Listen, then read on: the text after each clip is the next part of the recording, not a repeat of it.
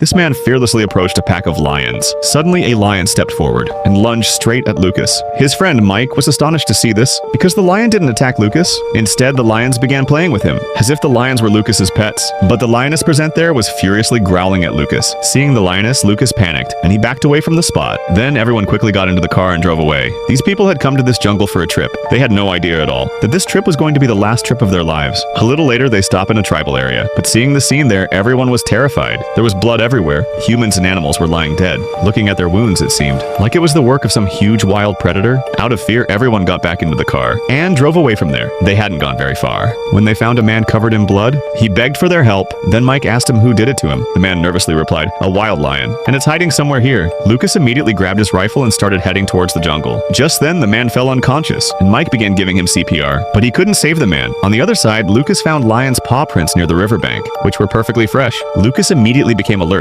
Just then, he sensed something behind him, and without looking, he immediately fired a shot. Hearing the sound of the gunshot, Mike told the children to stay in the car, and immediately ran after Lucas, but his daughter got out of the car. Just then, Mike saw it. The lion. He ran at full speed, and barely escaped the lion's jaws. Then the lion climbed onto their car, and grabbed the man's leg through the open window. The daughter quickly started the car, and sped away from there at full speed. After much struggle, the lion had to let go of Mike's leg, but due to the high speed,